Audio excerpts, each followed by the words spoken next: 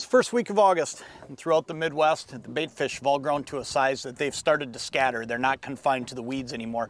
And what that does is it makes it so that the walleyes scatter as well because they're chasing them around feeding. But when it gets to a point that they're spread out all over the lake, the best way to catch them is to pull crankbaits. And I'm going to show you how to do that with Leadcore line this week on the water.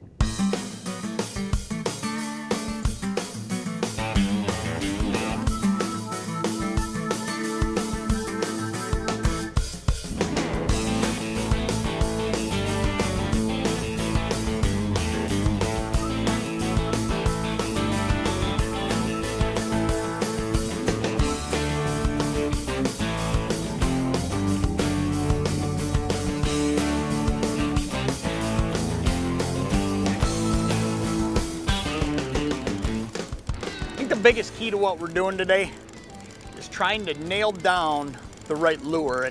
And people talk about Leadcore, and what I'll tell you is just trolling Leadcore line is not really the answer. It's not really the key to what I'm doing today.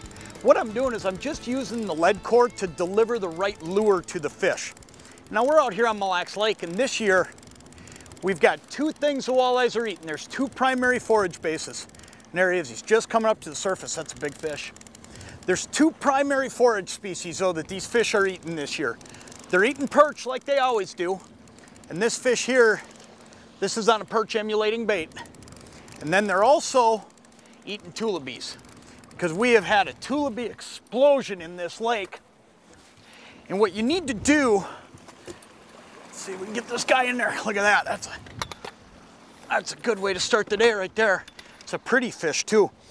But what you really need to do is you need to focus on using the correct lures. And it's not just about choosing the right shape, it's about choosing the right colors and a combination of all of it.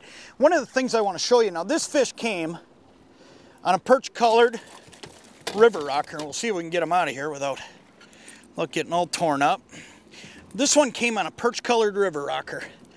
And the reason I'm using this river rocker is because this is about the size of all the perch in the lake right now, okay? They're not real big, but they're just big enough that the walleyes have started eating them. There we go. So that's a great lure right there. You can see what I'm using. I got a little bit of blood on me there, but that fish will be just fine. We'll get him back in the water real quick. That's a great walleye. I'm gonna throw this one back right away because in the heat of summer like this, I hate to keep a fish out of water too long. So we'll get this fish back in the water and then I'll show you the lures that I'm using here. When I'm looking at lures though to pull on Leadcore, the number one thing you need to understand is it's really not about the Leadcore, it's about the lure. The lure is what's catching the fish. When I say the Leadcore just delivers it, what the Leadcore does is get a small lure or a lure that would not dive deep on its own with monofilament down into the depths. Now this is a perch colored river rocker, and this thing on Mille Lacs Lake is just a killer. And you know, I'll cycle through colors throughout the day, but this is the perfect size because this is about the size that all the perch are right now. But there's another thing going on out here this year, and that is that the tullabies have just been crazy. And you know, we're getting this dye off of the tullabies too. So it's making it so that they're very easy prey for the walleyes. So what I'm also doing is I'm using a Smithwick Rogue. And what that allows me to do is have something that's got high flash and a longer, slimmer profile. Those are the two baits that I'm gonna wanna come up here with and pull day in, day out to catch fish.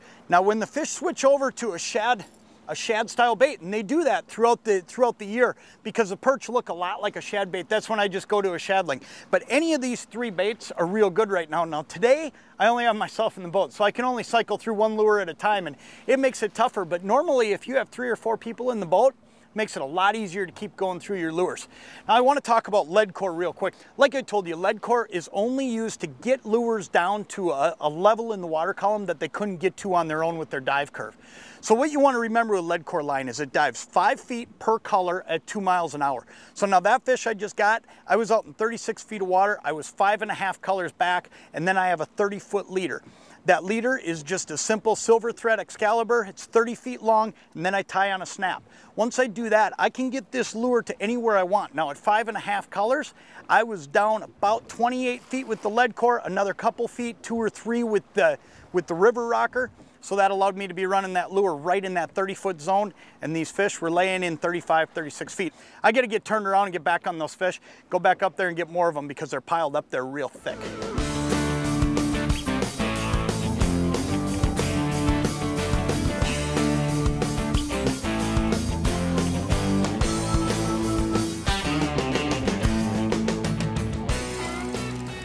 changed up my trolling run here.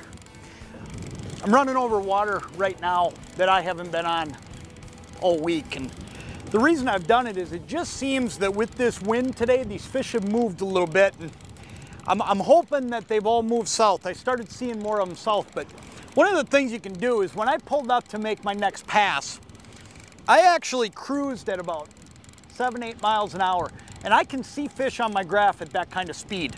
You gotta drive around and you gotta find the fish, and you gotta find the height in the water column they're at. And right now, most of these fish are adjacent to structures. I'm just off a gravel bar right now, but I've actually slid down a little further south of it, and I'm in 31.5 feet of water here.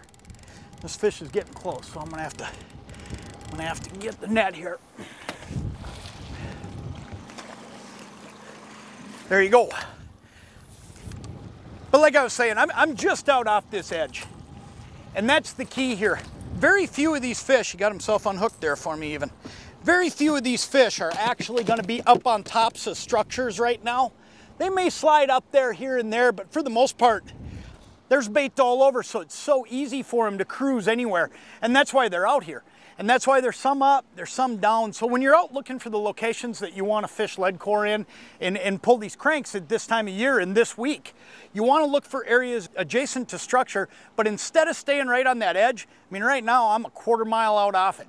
And it's okay to work those areas. Sometimes I'll be a 1/2 mile out off it.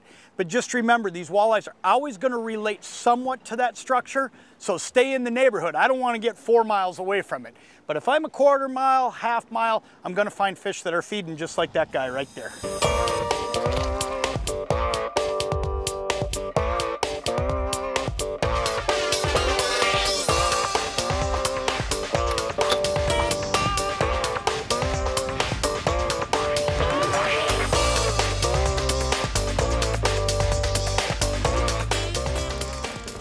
A lot of weeks I tell you about equipment being stuff you probably already have and that you don't need anything specialized, but I'll tell you what, for leadcore, you do want to make a little bit of a purchase and buy yourself the right equipment.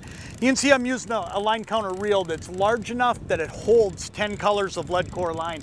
Now you may not need all 10 colors, but if you break some off here or there, you can get by and get through your day without having a problem. This fish is up on the surface, and when a fish gets up on the surface like that, you want to keep him there.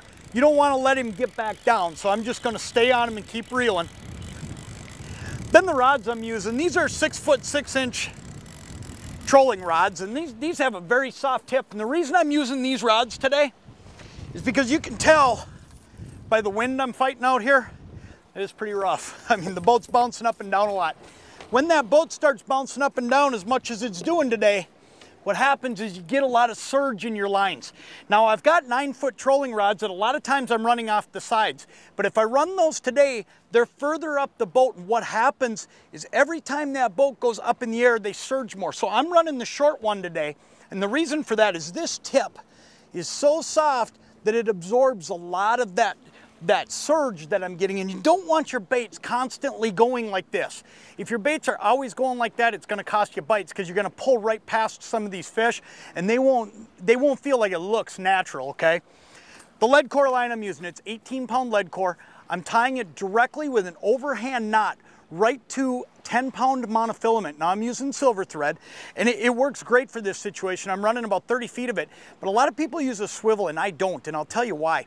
The swivel, when you're reeling in a fish and that rod's bent, it can get stuck in that top eye. And I don't want to take that chance, because that's when you got to drop that tip to get the swivel through, and a lot of times at that point you lose your fish. So all I do is I tie a double overhand knot, and it's as simple as putting the 2 lines together, and then I just turn it over and I go through twice and pull, clip off the tag ends, and I'm all set to go. Tie a swivel, or not a swivel, but a snap on the end, put on your crankbait and send it out. And ironically, I just made a change to this color. I just switched to a Smithwick Rogue in Fire Tiger, and then put a keeper in the boat. That one's gonna go home with us.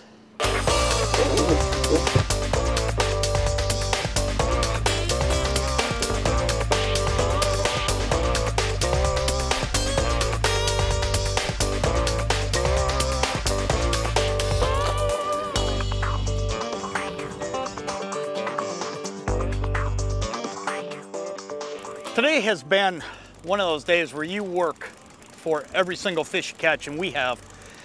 It's, you know, there's weeks with this show that you don't see half, 3/4 of the fish we catch because there's just not time to show you. And today, we have honestly had to work hard to catch every fish we've caught, and it's still been a good day on the water.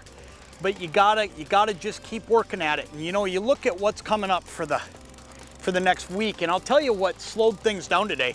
We've been fighting this wind all day, and it's been a north wind. This is just a good old-fashioned cold front, and it's blown all day and made it tough. But the good news is that this should be it.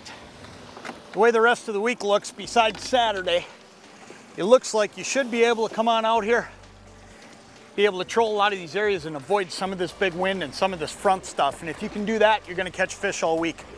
The other thing about this pattern is it's gonna hold up now through the end of August.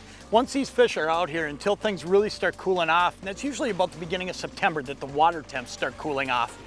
This pattern holds up, and the fish will, you know, they'll bite, but they really like that stable weather, and you've got some of that coming up this week. So keep that in mind. Get out and pull some Leadcore. That fish got himself unhooked for us too.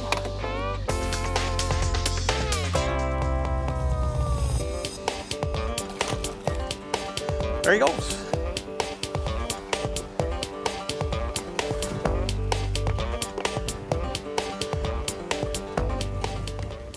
There was one major key to catching these fish today, and it was color. I went through a lot of different lures out there today, but it came back to the same old standbys that catch fish for me all the time on Mille Lacs Lake on Leadcore, Rogues and River Rockers. And the key was just getting to the correct colors. Now these 4 were the colors today, but that doesn't mean they're gonna be the colors tomorrow. Pick up a variety of both of these lures, bring them with you up here to Mille Lacs Lake or Lake of the Woods or wherever you're going in the Midwest trolling deep this week, and you're gonna catch plenty of fish. For more current and up-to-date information, check back with us next week. I'm Jon Thelen. We'll catch you on the water.